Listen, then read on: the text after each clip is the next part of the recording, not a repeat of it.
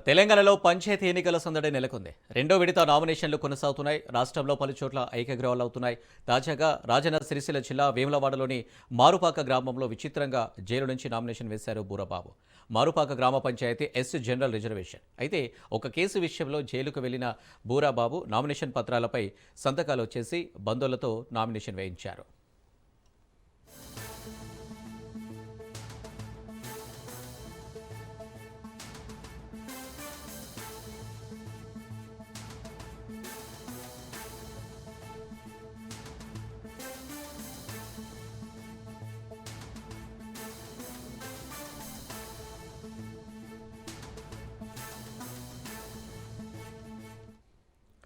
తెలంగాణలో పంచాయతీ ఎన్నికల సందడి నెలకొంది. రెండో విడత నామినేషన్లు కొనసాగుతున్నాయి. రాష్ట్రంలో పలుచోట్ల ఏకగ్రీవాలు అవుతున్నాయి. తాజాగా రాజన్న సిరిసిల్ల జిల్లా వేములవాడలోని మారుపాక గ్రామంలో విచిత్రంగా జైలు నుంచి నామినేషన్ వేశారు బూరబాబు. మారుపాక గ్రామ పంచాయతీ ఎస్సీ జనరల్ రిజర్వేషన్. అయితే ఒక కేసు విషయంలో జైలుకు వెళ్లిన బూరబాబు నామినేషన్ పత్రాలపై సంతకాలు చేసి బంధువులతో నామినేషన్ వేయించారు.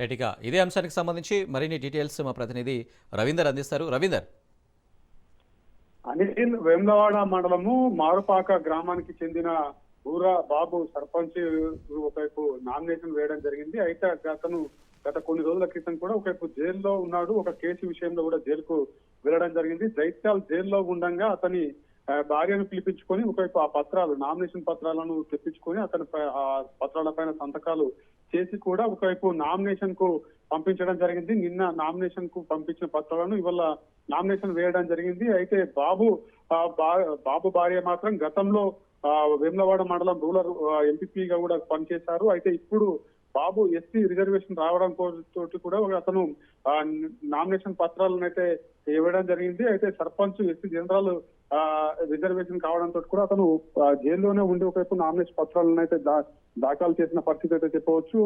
అతను జైల్లో ఉండగానే ఇక్కడ ఎన్నికలు అయితే జరుగుతాయి. ఎన్నికలు జరుగుతున్న సమయంలో మాత్రం వాళ్ళకి సంబంధించిన కుటుంబ సభ్యులు కావచ్చు, వాళ్లే అక్కడ ప్రచారం చేస్తారు. ప్రచారం చేసి అతన్ని గెలిపించే దిశగా వెళ్తారనే కోణంలో కూడా అతని భార్య కూడా చెప్తున్న పరిస్థితి అయితే కనబడుతుంది. జైల్లో ఉండి కూడా అతను నామినేషన్ పత్రాలను అయితే దాఖలు చేయడం జరిగింది. ఒక కేసు విషయంలో అతను జైల్లో ఉన్నాడు. అయితే ఇప్పుడు మరి ఈ నామినేషన్ పత్రాలు దాఖలు చేశారు కాబట్టి మరి ఇతనికి ప్రచారం కుటుంబ సభ్యులు వాళ్ళకి సంబంధించిన బంధువులు అయితే ప్రచారం చేసి అతన్ని గెలిపిస్తారనే ధీమలో మాత్రం అతను నామినేషన్ పత్రాలను అయితే వేయడం జరిగిందని చెప్పవచ్చు. అని రైట్ రవీందర్, థ్యాంక్ యూ.